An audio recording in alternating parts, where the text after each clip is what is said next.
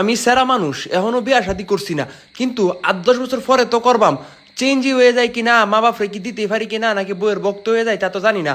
এই কারণে আমি আম্মুরে কইলাম বা আমার ফ্যামিলিরে কইলাম যে আমার বিয়ার আগে আমি চাইম তোমরা সব ইচ্ছা সমস্ত কিছুতে পরিপূর্ণ করে রানির। আল্লাহ যদি আমার সেই তৌফিক দেয়, আমি চেষ্টা করব তোমরা সব কিছু দেওয়ার।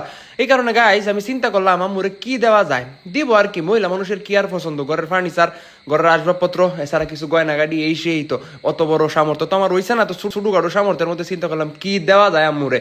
পরে গাইস আম্মু লাগে একটা ডিভান সোফা কিনলাম। আমি জানি আম্মু খুশি হইব, কিন্তু কামটা যে করছি আম্মুরে না জানাই, এই দেন ব্যানগাড়ি থেকে আম্মু উপরে থেকে আমার উপরে যে সাউনিটা দিছে রে বাবা, আমি তো কইতাছি আম্মুরে না জানাই যে আমি এত বড় কাজটা করলাম। কি বান হয় আম্মু, কি বান কয় গাইস, যে বাসায় রইছে আমার দিকে, আম্মু সাউনি দিকে তো আমার কইলজার মধ্যে ওয়াটার নাই। এখন আম্মেরাও কইতে পারেন তাহলে তুমি না জানাই কেন লাগে এত বড় কাজটা করলা। আরে ভাই গিফট দিতেছি, গিফট যদি জানাইয়া দেই তাহলে এটা গিফট কেমনে হইলো?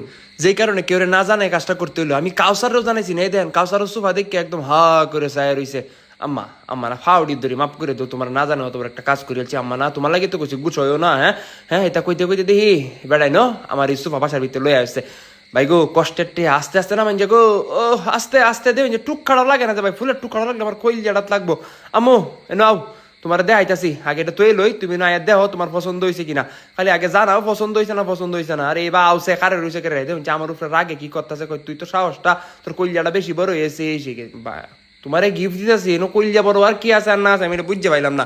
তুমি দেহ তুমি খুশি হয়েছো কিনা, সব কিছু এলো। আম্মু আমার কইতাছে নতুন সোফা আনছিস, কিন্তু আমার এই সোফাটি যে নষ্ট করতেছস তোরা বিড়ালে টিড়ালে সবাই কি করবা। আমি কইছি আম্মু তোমার সোফা নষ্ট হইতো না, দেহ তোমার সব সোফা লাগিয়া আমি কভার লই আইছি, কভার এই দেহ তোমার এটা ডাইকে দিবা, কোনো ময়লা নাই জলা নাই।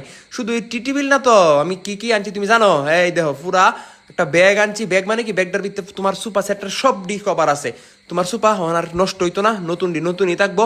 আমরা ফাড়ি দুরি গুড়ি বিড়াল টিড়াল কিছু করুক কিচ্ছুতে নষ্ট হইতো না। পরে আম্মুর লাগানি শুরু করে দিলাম, কিছু আমি একলা পারতাম না, এটি তো অনেকটি জিনিস, আমার একটু চেষ্টা আমার একটু সাহায্য করানো লাগবো আর কি। পরে আম্মু মিললে আমরা করলাম। এই দেখো ওইসে হন খুশি হইছ তোমার কভারটি দেখে, শুধু সোফার কভার নাই, দেখো তোমার লাগে আমি চেয়ারের কভার অর্ডার করছিলাম। এই যে দেখো তোমার পুরান ডাইনিং টেবিলের চেয়ারটি নতুন করে দিলাম কভার করিয়া। গাইজ আপনারাও কিন্তু এমনি আপনারা ঘরের পুরাতন আসবাবপত্র গুলারে ডাকিয়ে দিতারেন, আবার নতুন আসবাবপত্র গুলারেও ডাকিয়ে রাখতারেন, যাতে নতুন থাকে। আমি এই সোফার কভারটা অর্ডার করছিলাম Aiman home textile and fashion, এই পেজটা থেকে, পেজটা আমি ডিসক্রিপশনে মেনশন করে দিলাম। আমি যে সুপার কভারটা বানাই আনছি এটা কিন্তু অরিজিনাল তুর্কি স্ট্রেচ ফেব্রিক দিয়া। এটা কিন্তু আসলে আমি যে পেজটা থেকে অর্ডার করছি তারা 2020 সাল থেকে আপনার ব্যস্ত আছে, মানে কি এটার মধ্যে কপি হওয়ার কোনো সুযোগ নাই, আপনারা নিঃসন্দেহে এটা থেকে অর্ডার করতে পারেন। কিন্তু চিন্তা করতেছি যে এটা রাখছি গাইস কেমন ব্যাকআপ লাগতেছে, এটা কি করা আমরা মাহি বলতে আমার বন্ধু আর কি বললাম, দর বেড়া তুই আমার লোক একটু কাম করে আমার সাহায্য কর, দেখছিস তো গামতাছি একটু সুন্দর করে গুছাই, এই সেই কইয়া সুপারি লারানি শুরু করে দিলাম। মানে কি ডিভানটা আমি যে জায়গায় রাখছিলাম এই জায়গা সোফাটা নিতেছি গা, আর সোফার জায়গা নিতেছি ডিভান্ডারে, একটু চেঞ্জ করে দেখতেছিলাম আর কি কেমন হয়। আচ্ছা সবাই মিলেমিশে তো কাজটা করি গুছাইলামই, কিন্তু দেখি কেমন একটা ব্যাকআপ লাগে, কারণ কি এই যে সুপার ফিশন সাইডে দেখা যায়, যে কারণে রুমের গেট আপটাই গেছে গা। আম্মু আমার বক্তাছে, হ্যাঁ তুই আমার ড্রয়িং রুমের নষ্ট করছস, এটির আবার আগের জায়গাত নে, আর এই ডিভানটা তুই নিয়ে আমার লাগে আনছস, যা তুই আমার বেডরুমে রাখ। আমি কইলাম আচ্ছা আম্মু তোমার লাগে যেহেতু আনছি তুমি যেরকম তো এটাই তোমার রুমে নিয়ে আমি রাখতাছি, চিন্তা করো না আম্মু, তুমি যদি কো তোমার এই বেডরুমটা আমি পুরা রাজকীয় ভাবে সাজাইয়া দে, মাল্লা যদি তৌফিক দান করে। এই নাও তোমার এই যে ডিভান সোফা তোমার রুমে নিয়ে তৈলাম, কিন্তু নিতে নিতে দুঃখ হয়ে যাচ্ছি রে।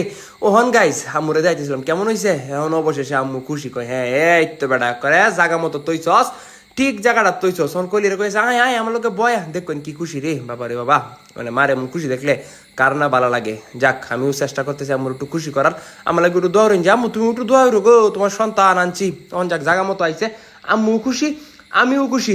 আর এই সোফাটি আগে যেমনি আসিন যে গেটাপে আসিন যে স্টাইলে আসিন এই স্টাইলে রাখার পরে দিয়ে সুন্দর লাগছে, আর কভারটি লাগানোর পরে সৌন্দর্য অন্যরকম হয়ে গেছে একটা। আপনারা অর্ডার করে লাইন যে ডিসক্রিপশনে মেনশন করা আছে পেজটা। তো গাইজ ভিডিও করতে করতে গাইমে গেছি, আম্মুর একটু গিফট দেওয়ার চেষ্টা করছিলাম আর কি খুশি করার। জানি না আপনার কাছে ভিডিওটা কেমন লাগছে, যদি ভালো লাগে থাকে অবশ্যই আমার পেজটা একটু ফলো করে দিন, ভিডিওটাতে একটা লাইক করে দিন। হ্যাঁ দেখো আপনার সাথে নেক্সট ভিডিওতে। হ্যাঁ আজকে যাই, আসসালামু আলাইকুম, বাই বাই।